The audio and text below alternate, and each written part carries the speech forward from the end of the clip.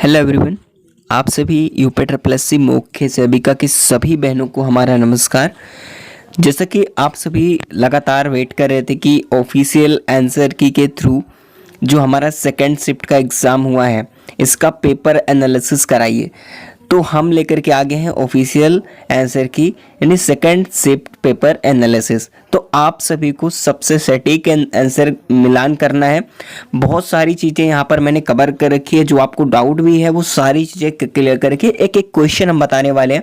बस आप सभी को सही तरीके से मैचेस कराने हैं, ठीक है। तो सभी लोग फटाफट से तैयार हो जाइए, ठीक है। पेन और कॉपी लेकर के या फिर अपना पेपर होगा आपके पास तो वो लेकर के तैयार हो जाइए, ठीक है। हो सकता है कि काफ़ी लोगों को जो पेपर हो वो यही क्वेश्चन सेम होंगे, लेकिन आपको क्या करना है, अपने तरीके से आपको ले लेना है, क्योंकि बुकलेट जो होते हैं, बुकलेट संख्या होती है वो चेंज होती है, बाकी क्वेश्चन सेम होते हैं। हो सकता है कि जो क्वेश्चन यहाँ पर फर्स्ट नंबर पे होगा, हो सकता है आपके बुकलेट में सेकंड या फिर 15th नंबर पे होगा, ठीक है, हो तक 60 नंबर पे होगा। तो हो सकता है कि क्वेश्चन जो है, जो अंक होता है, क्रमांक चेंज हो सकता है, बाकी क्वेश्चन सब सेम है, ठीक है। चलिए तो शुरू करते हैं। बस फटाफट से क्वेश्चन जो है सभी लोग एक बार शेयर कर दीजिए, ठीक है। सबसे सटीक हमारा एनालिसिस होने वाला है, तो आप सभी जितना जितना भी हो सके शेयर कर दीजिए फटाफट से। चलिए फटाफट से एक बार सभी लोग शेयर कर देंगे और हम सभी जो है पूरा क्वेश्चन डिस्कस करेंगे।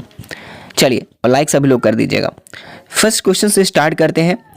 देखिए, किस कारक का बच्चे के सामाजिक विकास पर सबसे अधिक सकारात्मक प्रभाव यानी जो प्रभाव पड़ता है वो क्या होता है, पढ़ने की संभावना क्या है, चलिए बताइएगा। तो देखिए, हम देर ना करते हुए, आपको सभी को पता है कि लगातार और सहायक जो देखभाल करता होता है, यानी कि ऑप्शन डी की बात करें तो यहां पर ऑप्शन डी यहां पर सही होगा, ऑप्शन नंबर फर्स्ट का, ठीक है। चलिए क्वेश्चन नंबर 2 पे आते हैं। यहां पर चलिए आप अपने अकॉर्डिंग आंसर दीजिएगा, जो आपके अकॉर्डिंग आंसर लग रहा हो आपका क्या है कमेंट करिएगा, और अपने सेफ स्कोर भी बताइएगा, ठीक है। आप वो मिलान करने के बाद आप कमेंट करेंगे कि आपका कितना बन रहा है, ओके। चलिए ऑप्शन नंबर 2 हमारा कह रहा है, क्वेश्चन नंबर 2, यानी कि यहाँ पर बोल रहा है कि बाल विकास के किस चरण के दौरान बच्चे आमतौर पर घनिष्ठ मित्रता बनाना और साथियों के साथ सहयोगात्मक खेल में संलग्न होना शुरू करते हैं। चलिए बताइएगा क्वेश्चन नंबर 2 का आंसर क्या होने वाला है। तो यहाँ पर अगर बता दें कि जो ये टाइम होता है ये होता है आपका टॉडल, यहाँ पर लिखा है, ठीक है, टोडलर हुड, ठीक है। तो टॉडलर हुड जो होता है, तो ये सारी चीज़ें यहाँ पर क्लियर हो रही हैं।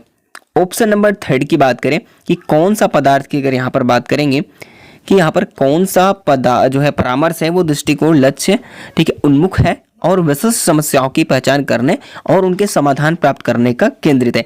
ये थोड़ा सा डाउट है मुझे, बट मैं आपको बता दूं जो थर्ड क्वेश्चन है ये आपका अगर आपके अकॉर्डिंग क्या है एक बार कमेंट करेंगे। ऑप्शन नंबर ए यानी कि रैशनल इमोटिव, ठीक है, बिहेवियर थेरेपी, ठीक है, ये जो होती है ये हमारे अकॉर्डिंग आंसर है। आपके अकॉर्डिंग क्या है कमेंट करिएगा। चलिए क्वेश्चन नंबर 4, क्वेश्चन नंबर 4 क्या कह रहा है बताइएगा। क्वेश्चन नंबर 4 क्या कह रहा है बताएगा, ठीक है। चलिए देखिए, संकट परामर्श का जो प्राथमिक लक्ष्य क्या है ये चीजें आप लोग बताएंगे। तो आपको पता है कि संकट के दौरान तत्काल सहायता और स्थिरता प्रदान करना, यानी कि ऑप्शन नंबर ए, ठीक है, बिल्कुल करेक्ट हो रहा है। एक बार यस करिए सभी लोग। चलिए क्वेश्चन नंबर 5, क्वेश्चन नंबर 5 देखेंगे क्या दिया हुआ है। परामर्श में किस नैतिक सिद्धांत में ग्राहक, जो यहाँ पर दिया है कि ग्राहक की जानकारी को तब तक गोपनीय रखना शामिल है जब तक कि दूसरों को नुकसान से चेतावनी देना या फिर बोल सकते हैं उनकी रक्षा करने का कर्तव्य ना होना, ठीक है, ना हो। तो ये क्या होगी, पांचवा नंबर बताएंगे। तो पांचवा का यहाँ पर होगा ऑप्शन नंबर यानी कि गोपनीयता, ठीक है, गोपनीयता होता है, ये साफ साफ नजर आ रहा है क्वेश्चन पढ़ते ही। तो क्वेश्चन नंबर 6 पे चलेंगे, तो फटाफट से कोशिश करेंगे सारी चीजें कंप्लीट हो जाए, ठीक है। और अगर 6 की बात करें तो क्वेश्चन नंबर 6 क्या कह रहा है कि उस चिकित्सीय दृष्टिकोण को क्या कहा जाता है जो विभिन्न परामर्श सिद्धांतों और तकनीकों के तत्वों को जोड़ता है। तो देखिए ये कंफ्यूजिंग है, तो इसे हम थोड़ा अभी इग्नोर करते हैं। जैसे ही कंफ्यूजिंग ये क्वेश्चन डाउट में है और जैसे क्लियर होगा हम आपको जरूर कमेंट बॉक्स में या फिर कम्युनिटी पोस्ट के माध्यम से आपको जरूर अवगत कराएंगे, ठीक है। आपको पता है तो आप लोग कमेंट करके जरूर बताइए कि आपने क्या लगा रखा है। क्वेश्चन नंबर 7, क्वेश्चन नंबर 7 की बात करें कि क्या होगा। देखिए क्वेश्चन नंबर 7 कहता है कि मानवीय संकटों और प्राकृतिक आपदाओं और संघर्षों के दौरान आपातकालीन राहत स्वास्थ्य सेवाएं और सहायता प्रदान करने वाला संगठन क्या है? तो आप सभी को पता है, इसके बारे में सभी लोग जानते हैं कि हमारा WHO है, यानी कि वर्ल्ड हेल्थ ऑर्गेनाइजेशन। ठीक है, चलिए क्वेश्चन नंबर 8। क्वेश्चन नंबर 8 क्या कहता है?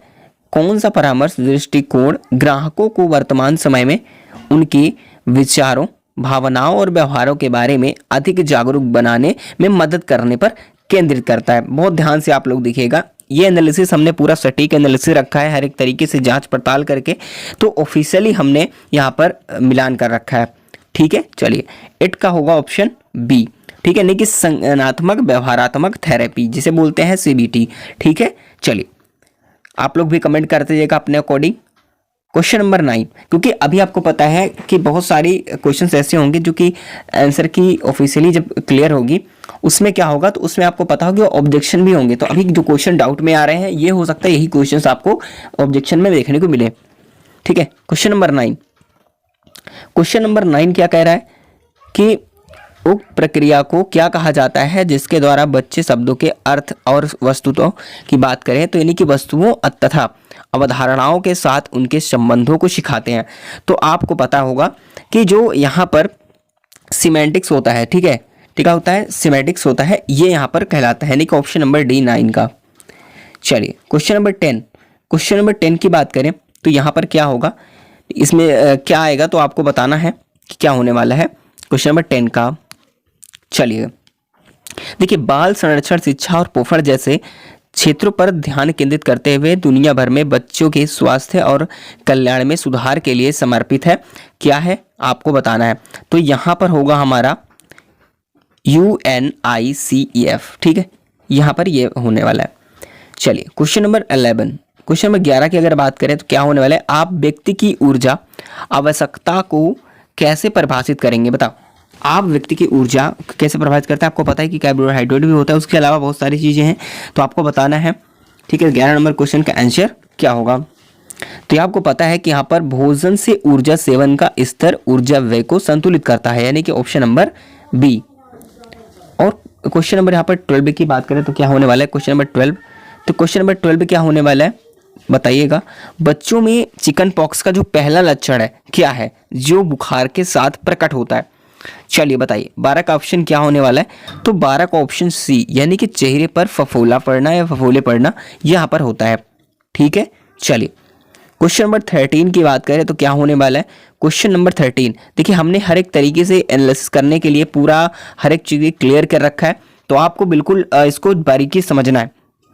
ठीक है, कोरिने बैक्टीरिया जो होता है यहाँ पर, ठीक है, कोरिने बैक्टीरियम जो होता है, इसकी जो यहाँ पर डिप्थीरिया के लिए ऊष्मायन अवधि क्या होती है?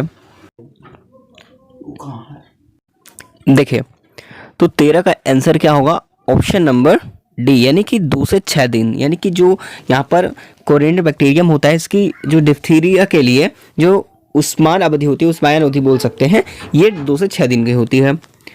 अगर क्वेश्चन नंबर 14 की बात करें, यानी कि क्वेश्चन नंबर 14 क्या कह रहा है कि यदि रोगी रिफेमिक्स यहाँ पर दिया है कि रिफेमिक्स दवा ले रहा है, तो आप रोगी को क्या सूचित करेंगे? ठीक है, देखिए जो रिफेम्पिसिन दवा होती है, इसके लिए अगर हम दवा ले रहे हैं तो रोगी को क्या सूचित किया जा सकता है, इसका आपको आंसर देना है। तो यहाँ पर जो है, इससे पेशाब लाल हो जाएगा। आपको पता है कि ये चीज़ सूचना दे, आप अगर दवा खाते हैं तो ऐसा भी होता है कि रेड या फिर आपको येलो देखने को मिलता है ज़्यादातर। ठीक है, चलिए तो यहाँ पर नेक्स्ट की बात करें क्वेश्चन नंबर 15 में, तो क्वेश्चन नंबर 15 क्या कहता है, क्वेश्चन नंबर 15 कहता है हमारा एक वयस्क में आधारी, ठीक है, चयापचयन की बात करें, चयापचय जो होता है इसके लिए कितनी ऊर्जा की आवश्यकता होती है? क्वेश्चन नंबर 15 की अगर बात करें तो क्या होगा, तो यहाँ पर मैं आपको बता दूं, यानी कि शरीर के वजन का 1 किलोग्राम कैलोरी प्रति घंटा किलोग्राम होता है, यानी कि ऑप्शन नंबर ए। ठीक है, चलिए क्वेश्चन नंबर अगर 60 की बात करें, यानी कि 16 की बात करें तो क्या होने वाला है, चलिए फटाफट से आंसर दीजिएगा। ठीक है, पोलियोमाइलाइटिस जो होता है, यहाँ पर पोलियोमाइलाइटिस के संक्रमण का भंडारण कौन है, तो यहाँ पर बताइएगा जो भंडार है वो कौन है? ठीक है, पोलियोमाइलाइटिस की बात करें तो क्या होगा, क्वेश्चन नंबर 16 का आंसर होगा ऑप्शन है यानी कि मानव, यानी कि ह्यूमन बोल सकते हैं आप एक घर। यानी क्वेश्चन नंबर 17 की बात करें 17 की, तो यहाँ पर क्या कहता है, आप एक घर में एक महिला को 12 घंटे तक उपवास और आराम करते हुए देखते हैं तो आप मान सकते हैं कि महिला के शरीर में कौन सा उपपचय चल रहा है। तो चलिए बताइएगा क्वेश्चन नंबर 17 का आंसर क्या होने वाला है, आप कॉमेंट करके जरूर बताइए। ठीक है, चलिएगा तो ऑप्शन नंबर यहाँ पर होगा हमारा बी, यानी कि चयापचय यहाँ पर बोल सकते हैं। देखिए क्वेश्चन नंबर 18 यहाँ पर क्या कह रहा है कि आधारित चयापचय में ऊर्जा का उपयोग किस उद्देश्य के लिए किया जाता है। तो आप जरूर 18 नंबर क्वेश्चन का जो आंसर है वो बताएंगे। तो यहाँ पर मैं आपको बता दूं ऑप्शन नंबर बी, यानी कि केवल महत्वपूर्ण अंगों की आवश्यकता जरूरतों को बनाए रखने के लिए, यानी कि ऑप्शन नंबर यहाँ पर भी होगा। हम जल्द से जल्द कंप्लीट करने की कोशिश करेंगे, लेकिन आपको एक्सप्लेन करना भी एक बार जरूरी है ताकि आप लोग अच्छे तरीके से समझ भी लो। ठीक है, 19 नंबर क्या कहता है कि बच्चे की रोग प्रतिरोधक जो क्षमता है, रोग प्रतिरोधक क्षमता, इसको बढ़ाने के लिए आप आहार में कौन सा सुरक्षात्मक भोजन शामिल करेंगे, ये आपको कमेंट करके बताना है। तो यहाँ पर क्या होने वाला है, तो आपको पता है कि हम फल की बात करें तो एक फल सही स्रोत होगा, ठीक है, जो कि हमारे सुरक्षात्मक भोजन पर शामिल करेगा उसको बच्चे की रोग प्रतिरोधक क्षमता को बढ़ाने के लिए। ठीक है, चलिए तो यहाँ पर बात करते हैं क्वेश्चन नंबर 20 की। क्वेश्चन नंबर 20 क्या होगा, आप ये बताएंगे कि शाकाहारी भोजन की समग्र प्रोटीन गुणवत्ता में सुधार के लिए कौन से उपयुक्त जो है संयोजन की सलाह दी जा सकती है। तो आप कमेंट करके बताएंगे क्या होने वाला है। तो यहाँ पर आपको पता है कि अनाज दाल संयोजन की खिचड़ी के लिए, यानी कि देखिए प्रोटीन की बात करें तो सारी चीज़ें, लेकिन इसमें अगर बात करें शाकाहारी में कहा जाता है कि हम शाकाहारी इसमें अंडे को कह सकते थे, लेकिन ऐसा नहीं है। तो हमें जो शाकाहारी में लिया जाता है, देखिए अगर ऑप्शन में ना होता तो हम इसको लगा सकते थे, लेकिन ऑप्शन में जब हमारे पास है अनाज दाल संयोजन तो इसको लगाएंगे क्योंकि दाल जो होती है प्रोटीन युक्त होती है। ठीक है, बिल्कुल। चलिए कमेंट नेक्स्ट प्रॉब्लम क्या होगा, नेक्स्ट क्वेश्चन। तो नेक्स्ट क्वेश्चन हमारे पास आ रहा है, तो कमेंट करके जरूर बताएंगे इसका आंसर आपके अकॉर्डिंग क्या है। निम्नलिखित खाना पकाने की विधियों के लिए सही विकल्प बताएंगे, क्या होने वाला है। तो यहाँ पर आपको जो है मिलान करने की आवश्यकता है। ठीक है, मिलान करना है तो आप मिलान कैसे करोगे, थोड़ा सा अगर मैं इसे छोटा कर देता हूँ तो एक बार जो है मिलान हो सकते हैं। ठीक है, बस ध्यान से यहाँ पर आप लोग देखिएगा, थोड़ा सा क्वालिटी बढ़ा लीजिएगा आप लोग। देखिए तो यहाँ पर 21 क्वेश्चन का हम जो है मिलान करेंगे। अगर बात करें कि खद बदाना, ठीक है, देखिए यहाँ पर दिखा है खद बदाना की बात करें तो यहाँ पर क्या होता है, जो खद बदाना क्या होता है, तो ये किस ऑप्शन में जाएगा, ये चीज़ आपको मिलाना है। यानी कि ऑप्शन का आंसर जो यहाँ पर बना हुआ है, यहाँ पर आप देख सकते हैं जो ये आंसर है यहाँ पर आपका दिया हुआ है, इनमें से कौन सा ऑप्शन यहाँ पर सही होने वाला है। तो सबसे पहले हमें मिलान करना होगा, तो चलिए हम मिलाते हैं। तो यहाँ पर जो है, यहाँ पर होगा खद बनाना की बात करें तो लगभग 85 डिग्री सेल्सियस पर खाना पकाना यानी खद बनाने लगता है, तो ऑप्शन यहाँ पर बी में जाएगा।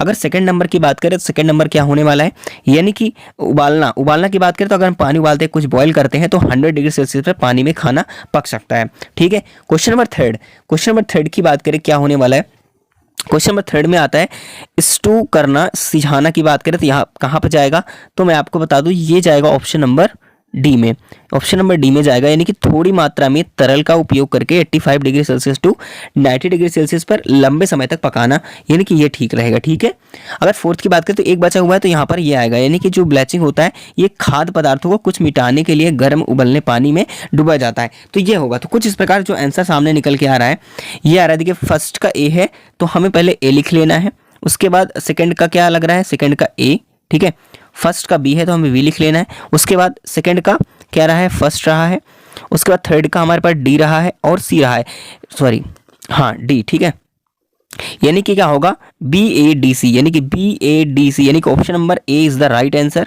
तो ऑप्शन नंबर जो ए होगा हमारा वो हमारा राइट आंसर होगा। ठीक है, ऑप्शन नंबर ए जो होगा वो हमारा राइट आंसर होगा, ऑप्शन नंबर ए।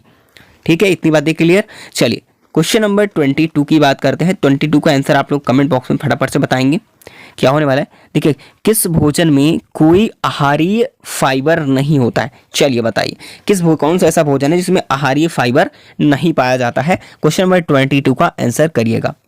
चलिए क्वेश्चन नंबर 22 का जो आंसर है क्या होने वाला है, तो यहाँ पर मांस ऐसा चीज़ है जिसके आहारी फाइबर नहीं होता है। बाकी आपको पास दाल होता है, चावल होता है, इसमें फाइबर भी आपको देखने को मिल जाता है, लेकिन मांस में नहीं होता है।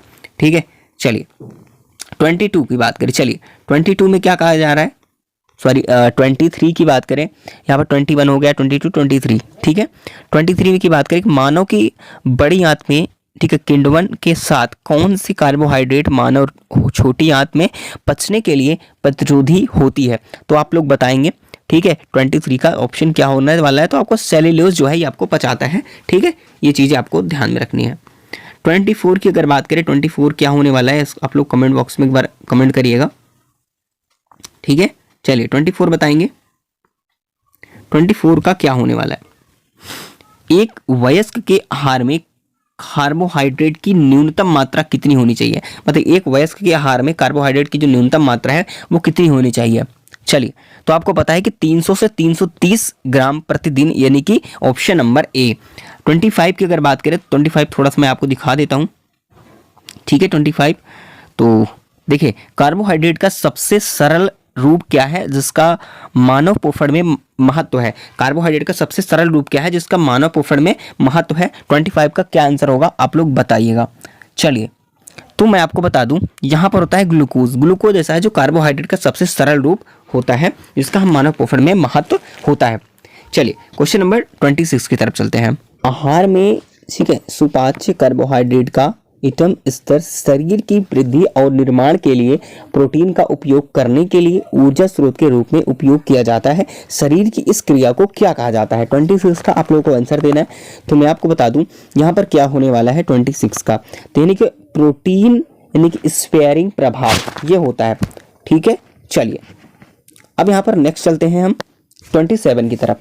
27 नंबर क्या कहता है क्वेश्चन, यानी कि निष्क्रिय टीकाकरण के लिए निम्नलिखित में से किन संपाकों को, जो संपाकों होता है, इन संपाकों का उपयोग किया जाता है। तो 27 का आपको आंसर देना है, क्या होने वाला है 27 का आंसर।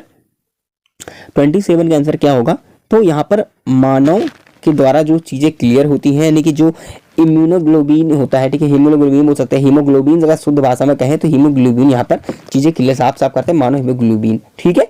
यहाँ पर इम्यूनोग्लोबिन यहाँ पर लिखा होगा, लेकिन यहाँ पर सारी चीजें वही है, ठीक है, इसको देख लेना है, ठीक है। 28 का आंसर आप दे सकते हैं, 28 का जो आंसर है वो क्या होने वाला है। चलिए 28 का आप लोग एक बार आंसर दीजिएगा।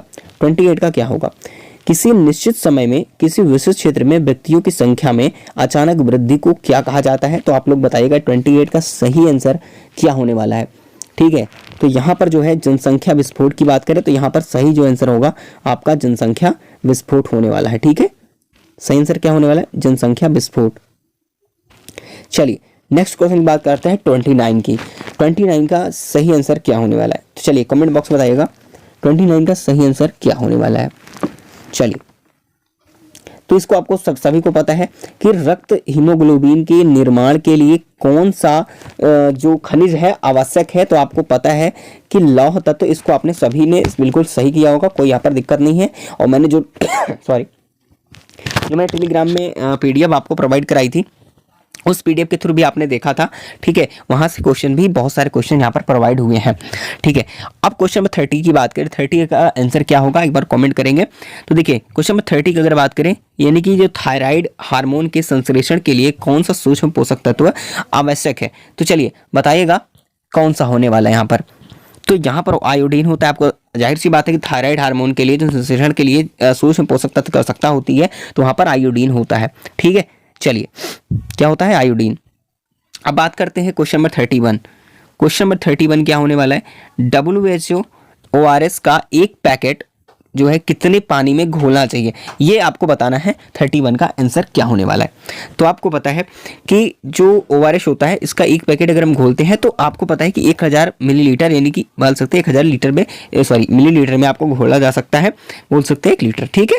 चलिए अब नेक्स्ट क्वेश्चन हमारा आता है 32 का क्या होने वाला है, आपको आंसर कमेंट बॉक्स में बताना है कि भारतीय जनगणना में जनसंख्या घनत्व को कैसे परिभाषित किया जा सकता है। तो 32 का आपको आंसर देना है। तो आप सभी को इतना पता ही है कि यहाँ पर प्रति वर्ग किलोमीटर में रहने वाले व्यक्तियों की संख्या, यानी कि ऑप्शन नंबर बी क्या होता है, यहाँ पर आंसर राइट होगा। आप अपने अकॉर्डिंग बताइएगा कमेंट बॉक्स में। 33 का आंसर क्या होने वाला है, यानी जनसंख्या आंकड़ों में क्या जनसांख्यिकीय संकेतक शामिल है, ठीक है। जो जनसांख्यिकीय संकेतक है वो जनसंख्या आंकड़ों में शामिल है क्या, आप लोग बताइएगा 33 का आंसर क्या होने वाला है। तो मैं आपको बता दूं, आप सभी को पता है कि यहाँ पर लिंगानुपात के द्वारा हमें सारी चीज़ें पता लगाई जा सकती है। ठीक है, तो चलिए फटाफट चलते हैं क्वेश्चन नंबर 33 की तरफ। ठीक है, 33 का ऑप्शन क्या होने वाला है कमेंट करिएगा।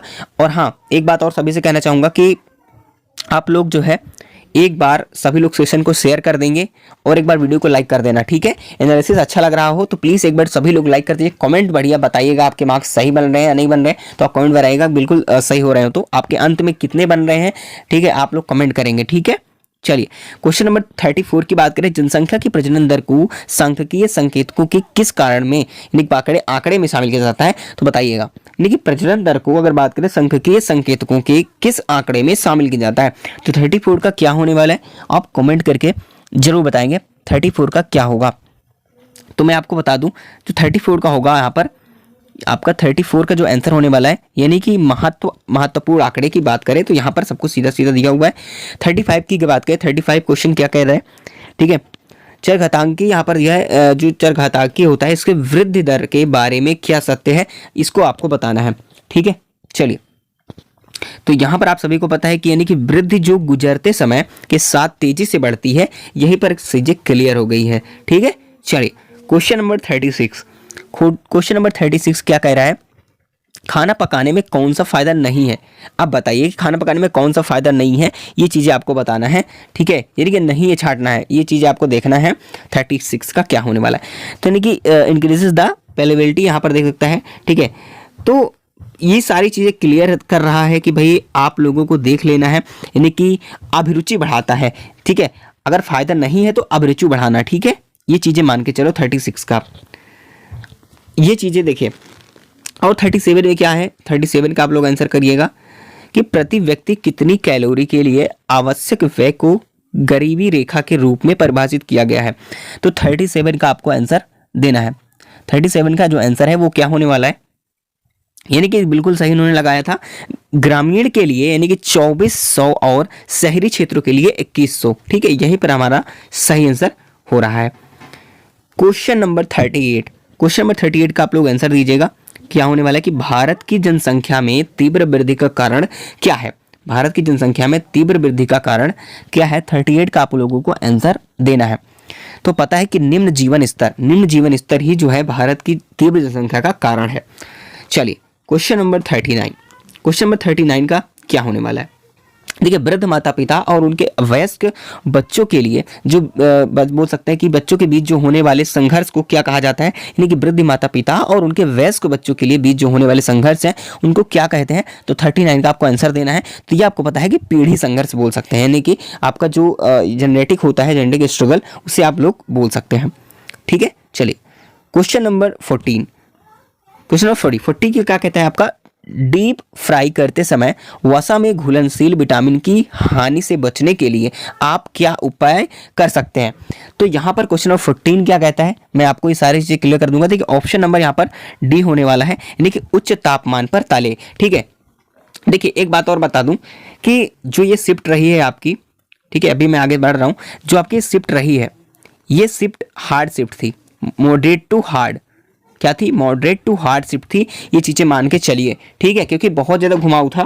ठीक है, बहुत सारे स्टूडेंट्स के कमेंट भी आए थे, तो आप लोगों के परेशान मत हुई, आपके नॉर्मलाइजेशन होंगे, आपके अच्छे जो है मार्क्स बढ़ेंगे। ठीक है, आप लोग बिल्कुल परेशान मत हुई। अगर एक्यूरेसी का ध्यान अपने रखा है तो आपको फायदा मिलेगा। आपका थोड़े बहुत मार्क्स अगर कम रहे होंगे कि आपको कम लग रहा है कि हमारा सिलेक्शन होगा नहीं होगा, तो एक बार कमेंट करेंगे आप लोग फाइनल अभी देखने के बाद वीडियो को, तो हम आपका रिप्लाई जरूर करेंगे। क्वेश्चन नंबर 41, क्वेश्चन नंबर 41 क्या कहता है, चावल पकाने के दौरान विटामिन बी की हानि को रोकने के लिए आप माताओं को कौन सा कदम जो है सुझाव कर सकते हैं। यानी कि बात करें यहाँ पर क्या होगा, 41 का राइट आंसर क्या होने वाला है, तो यानी कि ऑप्शन नंबर यहाँ पर सी होगा, यानी कि चावल को ज़्यादा रगड़ने या धोए नहीं। ठीक है, ये चीज़ें बिल्कुल साफ साफ इन्होंने कर दिया है। ठीक है, 42 का आंसर क्या होगा, तो फटाफट से हम कोशिश करेंगे खत्म करने की। बस आप लोगों को आंसर एक्यूरेट के साथ आपको लगाने हैं, बिल्कुल एक्यूरेट आंसर मैं आपको बता रहा हूँ। जो भी आपके अकॉर्डिंग क्या है, हो सकता है कि कुछ में डाउट हो गया हो, तो मुझे तो प्रॉब्लम नहीं हो सकती, लेकिन आपके अनुसार क्या है आप भी बताइएगा।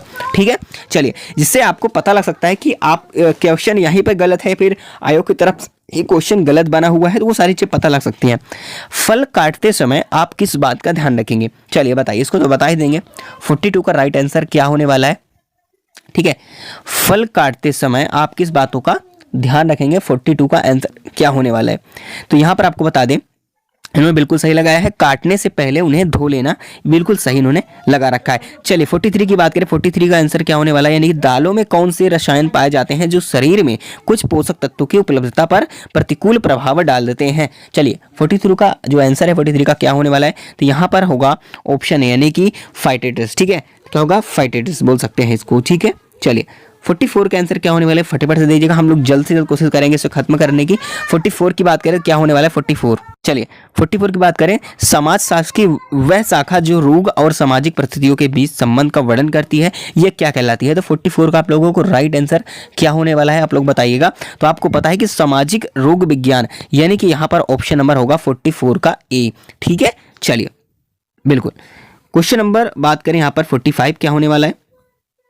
क्वेश्चन नंबर 45 के आंसर देना है, किस माध्यम से सामाजिक रोग विज्ञान को उजागर किया जा सकता है? कमेंट बॉक्स में आप लोग आंसर बताइए फटाफट से। 45 का जो आंसर है वो क्या होने वाला है? तो यहाँ पर इन्होंने सही लगा रखा है, सामाजिक सर्वेक्षण। आप यहाँ पर राइट आंसर हो गया। चलिए 46 का आप लोग को आंसर करना है। 46 का जो आंसर है वो क्या होने वाला है? ठीक है, 40 यदि गर्भवती महिला को पिछले 3 वर्षों के भीतर, ठीक है, टीटी का टीका नहीं लगाया गया तो उससे टेटनस, ठीक है, टैक्साइड बोल सकते हैं कि कितनी खुराक डोज दी जानी चाहिए? तो आप लोग इसको कमेंट करके बताइएगा। तो 46 आपके अनुसार क्या होने वाला है? आप कमेंट करके जरूर बताइएगा। तो मैं आपको बता दूं यहाँ पर 2। ठीक है, चलिए क्वेश्चन नंबर 47 क्या होने वाला है? ठीक है, बीसीजी का टीका यदि जन्म के समय नहीं दिया जाता है तो किस उम्र तक दिया जाना चाहिए? तो 47 का आंसर क्या होगा? आप सभी को इतना तो पता ही है कि यहाँ पर 4 वर्ष। ठीक है, चलिए क्वेश्चन नंबर यहाँ पर चलते हैं 49 की तरफ। तो यहाँ पर दिया हुआ है 49 का आंसर क्या होने वाला है बताइएगा। 49 का जो आंसर है वो क्या होगा? ठीक है, किससे प्रभावित किया जो है किया कि सामाजिक रोग विज्ञान का कार्य जो समाज की असामान्य की बोल सकते हैं, इसकी आप बोल सकते हैं कि असामान्य या फिर रोगात्मक जो स्थितियां हैं इनको अध्ययन करना है, तो किस माध्यम से? ठीक है, तो बताइएगा 49 का जो आंसर है वो क्या होने वाला है? तो यहाँ पर जो होगा ऑप्शन यहाँ पर बी यानी कि दुर्खिम बोल सकते हैं इसको। ठीक है, चलिएगा फटाफट से क्वेश्चन की तरफ आते हैं 15 की तरफ। तो 15 में क्वेश्चन क्या कहता है? किशोर न्याय अधिनियम के अनुसार किशोर की परिभाषा क्या कहलाती है? तो 50 नंबर का जो आंसर है वो क्या होने वाला है? आप लोग कमेंट करके एक बार जरूर बताएंगे। तो यहाँ पर ऑप्शन नंबर डी होने वाला है, यानी कि 16 साल से कम उम्र। ठीक है, 16 साल से कम उम्र का लड़का और 18 साल से कम उम्र की लड़की, ये चीजें आप मान के बिल्कुल क्लियर कर सकते हैं। नेक्स्ट आता है हमारा, समाज को सामाजिक संबंधों के जाल के रूप में किसने परिभाषित किया? यानी कि आपको बताना है यहाँ पर क्वेश्चन नंबर 51 का राइट आंसर क्या होने वाला है? 51 का राइट आंसर तो यहाँ पर आपको पता है कि देखिए माइकाइवर और पेज, इसकी बात करें तो माइकाइवर जो होता है, ठीक है, माइकाइवर की बात करें समाज को सामाजिक संबंधों से जाल के रूप में ये परिभाषित करता है माइकाइवर और पेज। ठीक है, ये सीरी आपको ध्यान रखना है। बाकी बात करें 51 की और 52 की बात करें तो 52 का राइट आंसर क्या होने वाला है? तो 52 का जो राइट आंसर क्या होगा बताइएगा। सामाजिक नियंत्रण का उद्देश्य क्या है? 52 का राइट आंसर क्या होगा आप लोग बताइएगा। ठीक है, सामाजिक नियंत्रण का उद्देश्य क्या होगा? इन्होंने बिल्कुल सही लगा रखा है, यानी कि बिल्कुल इन्होंने सही लगा रहा है ऑप्शन बी, यानी कि समूह में व्यक्ति के जीवन को नियंत्रित करने के लिए।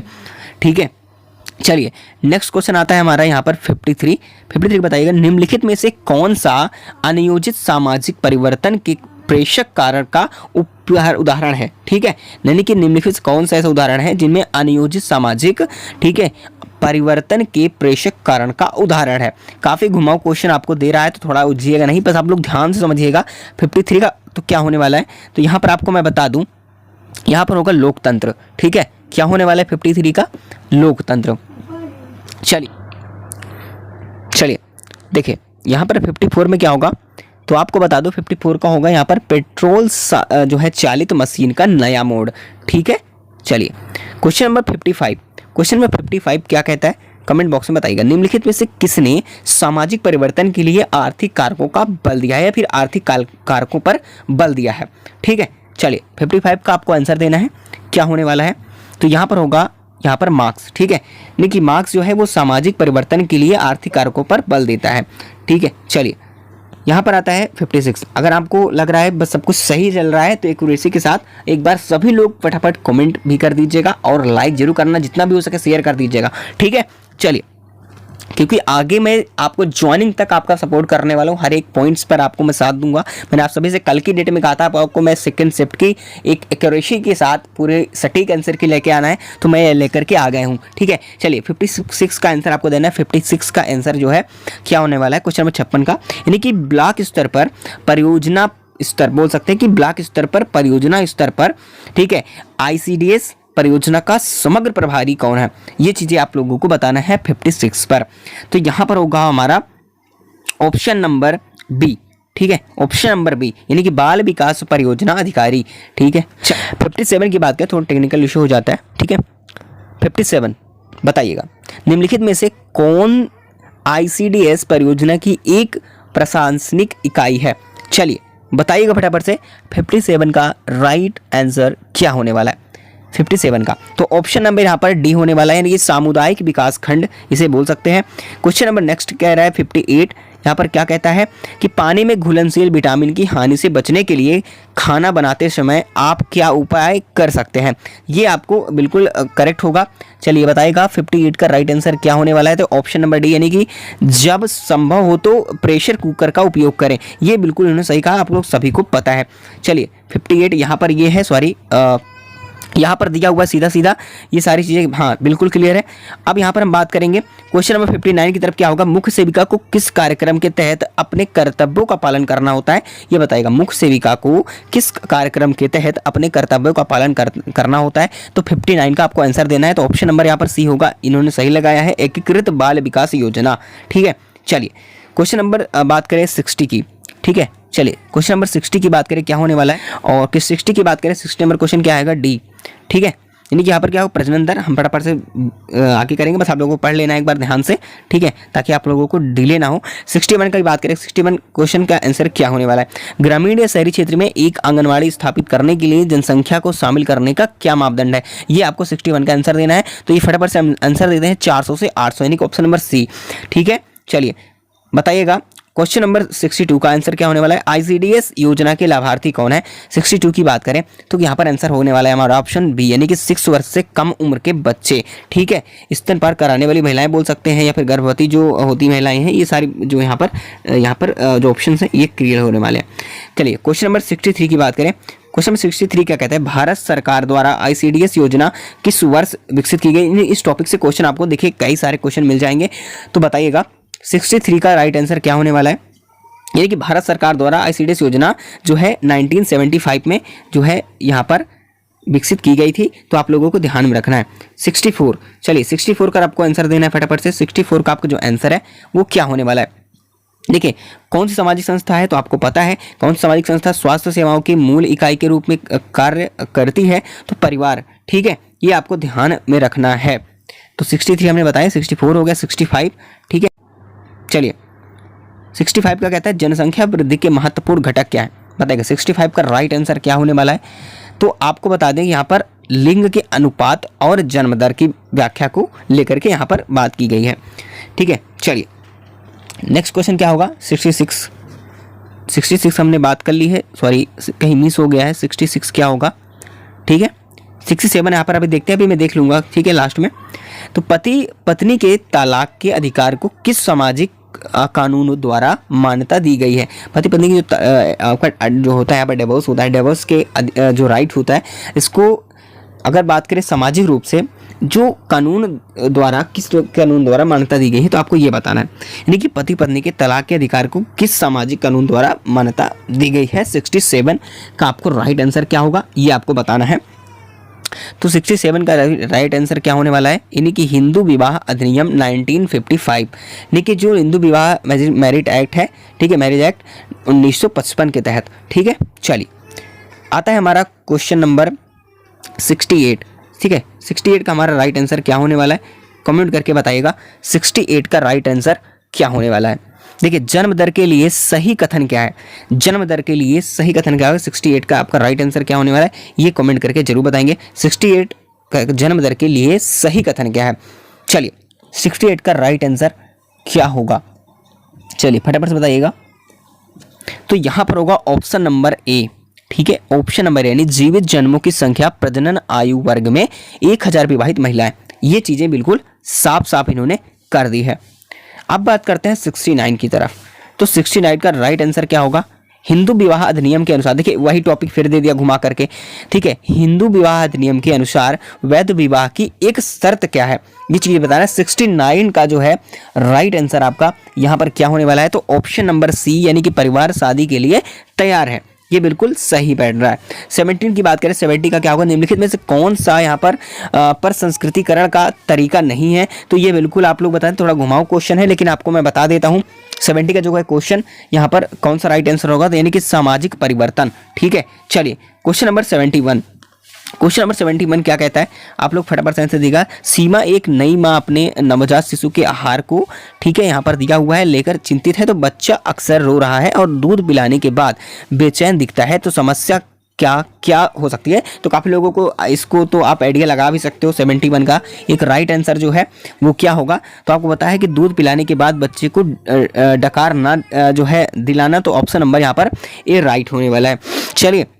चलिए फटाफट से क्वेश्चन नंबर चलते हैं। हमारा नेक्स्ट क्वेश्चन है 62, ठीक है। 62 क्वेश्चन क्या कहता है? यानी कि मातृ मृत्यु दर क्या मापती है, ठीक है। मातृ मृत्यु दर क्या मापती है? तो 72 का आपका जो आंसर है वो क्या होने वाला है? तो यहाँ पर आपको पता है कि प्रति 1 लाख जीवित जन्मों पर मातृ मृत्यु की संख्या, ये चीज़ें यहाँ पर क्लियर है। अब बात करते हैं 73 की। तो क्वेश्चन नंबर 73 यहाँ पर क्या कहता है आपको बताना है, ठीक है। चलिए तो फटाफट से हम इसका आंसर आपको बता देते हैं, ठीक है। 73 का ऑप्शन क्या होगा? ऑप्शन नंबर डी यहाँ पर आंसर होने वाला है, ठीक है। गैस्ट्रोओफेगल, यहाँ पर दिया ओसोफेगल, ठीक है। रिफ्लक्स, ठीक है। रिफ्लक्स जो होता है यहाँ पर आपको पता है कि जो यहाँ पर गैस्ट्रो ओसोफेगल रिफ्लक्स जो होता है यानी कि GIR, ठीक है, ये हमारा क्रियाकलाप होता है। तो इसको आप लोगों को देख लीजिएगा क्वेश्चन इस तरीके से डाउन करके, ठीक है। चलिए 74 क्या होगा? मैं आपको यहाँ पर ऋषिक साहब बस बता रहा हूँ, ठीक है। आपको आंसर आपको ध्यान रखना है, ठीक है। थोड़ी हिंट भी दे दूंगा क्योंकि आपको बहुत समय लग रहा है इसमें कराने में। तो फटाफट से आपको पहले बात हमें कंप्लीट करना है ताकि आप लोगों को सारी चीज़ क्लियर हो सके। 74 की बात करें, देखिए क्वेश्चन नंबर 8 आपको पता होगा कि हो सकता है किसी चैनल के द्वारा आपको कराया गया हो, ना कराया गया हो, लेकिन आपको पता होगा कि मैंने पूरे के क्वेश्चन आपको करा रखा है, ठीक है। सारी चीज़ें करा भी रहा हूँ, अभी जितना हो सके शेयर भी कर दीजिएगा ताकि अभी अदर बहनों को भी मौका मिल सके इसको देखने के लिए। 74 का क्या होगा? 8 महीने यानी कि 8 महीने की एक बच्चे को तेज वर्गीय कफ की बात करें, एक प्रकार की खांसी हो गई है और बच्चे को खासकर रात में सांस लेने में कठिनाई हो रही है। संभावित रोग निदान क्या हो सकता है? इसको बताइएगा। 74 का राइट आंसर क्या होगा? तो ऑप्शन नंबर ए, ठीक है, यानी कि ब्रोंकियोलाइटिस, ठीक है। चलिए क्वेश्चन नंबर यहाँ पर 75 आ रहा है। 75 का राइट आंसर क्या होने वाला है आप लोग बताइएगा। एक दंपति 1 वर्ष से अधिक समय में गर्भधारण की कोशिश कर रहा है तो लेकिन सफलता नहीं मिल रही है। तो महिला का जो मासिक धर्म चक्र नियमित है और वे उसकी जनन क्षमता अवधि के दौरान असुरक्षित भोग कर रहे हैं, ठीक है। निम्नलिखित में से कौन से संभावित समस्या का क्या हो सकता है? इसको आप लोग बताइएगा, ठीक है। अच्छी तरीके ध्यान से पढ़िएगा और इसको आपको राइट आंसर देना है, ठीक है। चलिए 75 का राइट आंसर आपका क्या होने वाला है आप कमेंट करके बताएंगे। तो मैं आपको बता दूं यहाँ पर कम शुक्राणु संख्या, ठीक है, जहाँ कलेक्शन नहीं होता है, ठीक है, जहाँ स्पर्म का जो कलेक्शन होता है यहाँ पर नहीं हो पाता है तो पूर्ण रूप से, तो वहाँ पर इसका जो है जो डिसेबिलिटी बनती है वो असफल हो जाती है, ठीक है। चलिए सॉरी थोड़ा गले में खराश है। चलिए क्वेश्चन नंबर 6, ठीक है, वही चीज़ें थोड़ा सा यहाँ पर क्लियर है। 76 की बात करें, चलिए क्वेश्चन नंबर 76 का आंसर क्या होने वाला है? तो देखिए इसको बताइएगा। एक गर्भवती महिला को अचानक तेज पेट दर्द, चक्कर आने और यूरिन से रक्त रसाव का अनुभव होता है। वह गर्भावस्था के 6ठे सप्ताह में है, उसको क्या हो रहा है? ये चीज़ें आपको बताना है 66 का, ठीक है। तो ऑप्शन नंबर ए यानी कि अस्थानिक गर्भावस्था इसे आप बोल सकते हैं। राइट आंसर क्या होगा? एक गर्भवती महिला को तीसरी तिमाही के दौरान योनि से दर्द रहित रक्तस्राव का अनुभव होता है, ठीक है। रक्तस्राव का संभावित कारण क्या हो सकता है? चलिए फटाफट से आप लोग राइट आंसर दीजिएगा। 78 का आपका जो राइट आंसर है वो क्या होगा? तो ऑप्शन नंबर डी यानी कि प्लेसेंटा जो होता है, प्लेसेंटा जो होता है इसको प्रीविया कहते हैं, ठीक है, यानी कि पूर्व खेड़ी जिसे आप बोलते हैं। चलिए क्वेश्चन नंबर 79, क्वेश्चन नंबर 79 क्या होगा? एक गर्भवती महिला अपने 32वें सप्ताह में अचानक जो है नियमित दर्दनाक संकुचन के साथ साथ पीठ के निचले हिस्से में दर्द और पेल्विक दबाव का अनुभव करती है। उनको क्या हो रहा है, ये चीज़ें आपको बताना है 79, क्योंकि आपसे आप अगर मुख्य सेविका का एग्जाम दे रही हैं, चीफ सर्वेंट बन रही हैं, तो आपसे इन सारी चीज़ों को जानकारी होना बहुत ज़रूरी है। उसी टॉपिक से आपसे पूछा है, बिल्कुल इन्होंने सही तरीके से पूछा, लेकिन थोड़ा सा घुमा हुआ है बस, ठीक है। चलिए, ये थोड़ा लॉजिकल वे आप बोल सकते हैं, लॉजिकल तरीके से भी है। तो 79 का राइट आंसर क्या होगा, ऑप्शन नंबर सी, यानी कि समय से पहले, ठीक है, प्रसाव, ठीक है, ये चीज़ ये हैं। क्वेश्चन नंबर 80 का राइट आंसर क्या होने वाला है, यहाँ पर कमेंट करके बताएंगे। मैंने एक एक स्लाइड आपको बता देखी है, सारी चीज़ें कवर करके एक एक क्वेश्चन मैंने स्क्रीनशॉट करके सारी चीज़ें आपको एक एक टॉपिक पे क्लियर किया है, ताकि आपको कन्फ्यूजन ना हो। एक क्वेश्चन दिखाएगा आपको एक बार में, ठीक है।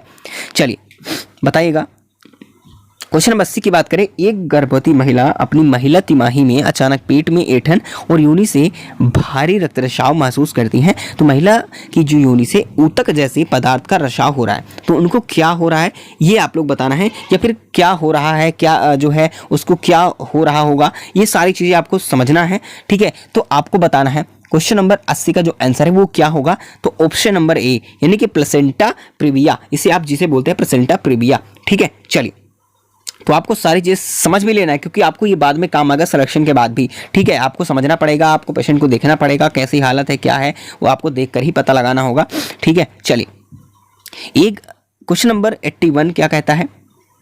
एक गर्भवती महिला को गंभीर लगातार मतली और उल्टी का अनुभव होता है, जिससे निर्जलीकरण और वजन कम होने लगता है। वह किस स्थिति का सामना कर रही है। 81 का आपको आंसर देना है, क्या होने वाला है। तो ऑप्शन नंबर ए, यानी कि हाइपरमेसिस ग्रेविडेरम, ठीक है। तो आपको बता दूं कि मैंने टेलीग्राम चैनल पर अपने, ठीक है, टेलीग्राम पर पूरा आपको करा रखा है।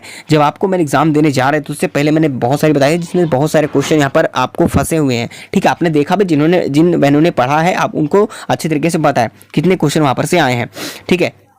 चलिए, अब बात करते हैं यहाँ पर क्वेश्चन नंबर 82 की। क्वेश्चन नंबर 82 क्या करता है कि एक गर्भवती महिला नियमित संकुचनों का अनुभव कर रही है, जो प्रबल और लगातार यहाँ पर देख सकते हैं होते जा रहा है। वह लगभग 3 सेंटीमीटर, ठीक है, विस्फारित है। वह इस समय, ठीक है, जो प्रस्ताव है इसके किस चरण में है, ये बताएगा। 82 का राइट आंसर क्या होने वाला है। तो ऑप्शन नंबर डी इन्होंने सही लगा रखा है, पहले चरण, यानी कि सक्रिय चरण जिसे आप बोलते हो। क्वेश्चन नंबर बताइएगा, देखिए इसको फटाफट से बता देता हूँ। 83 का जो राइट आंसर है वो क्या होगा। तो ऑप्शन नंबर डी इसका भी होगा, इन्होंने सही लगा रखा है, दूसरे चरण में, ठीक है। यानी कि बहुत एक टॉपिक से बहुत सारे क्वेश्चन आपको देखने में। 84 का आंसर क्या होगा ये कमेंट बॉक्स में बताइएगा। देखिए 84 का जो आंसर होगा मैं फटाफट से बता देता हूँ यहाँ पर, विमर्शी श्रवण, ठीक है, क्या होने वाला है, विमर्शी श्रवण। चलिए क्वेश्चन आप लोग देख लीजिएगा एक बार। चलिए 85 का राइट आंसर क्या होगा आप बताइएगा, थोड़ा क्वेश्चन लंबा है। एक मरीज में अपने दर्दनाक अनुभव के बारे में बात करने में झिझकता है, जो यहाँ पर बोल सकते हैं कि परामर्शदाता एक सुरक्षित और गैर निर्णयात्मक वातावरण बोल सकते हैं इसको बनाकर उसे अपनी भावनाओं को व्यक्त करने के लिए प्रोत्साहित करता है। तो यहाँ पर जो परामर्शदाता होता है किस तकनीक का उपयोग कर रहा है ये आप लोग बताइएगा। 85 का राइट आंसर क्या होगा। तो ऑप्शन नंबर सी इन्होंने सही लगा रखा है, सहानुभूति, ठीक है।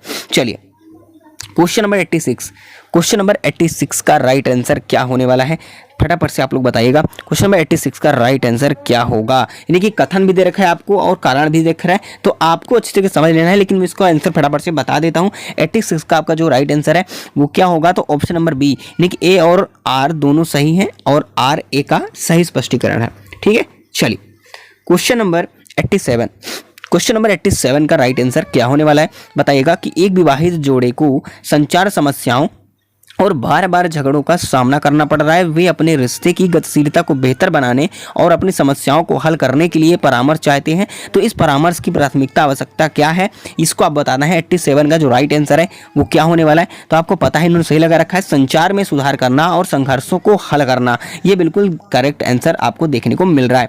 क्वेश्चन नंबर 88, क्वेश्चन नंबर 88 की बात करें।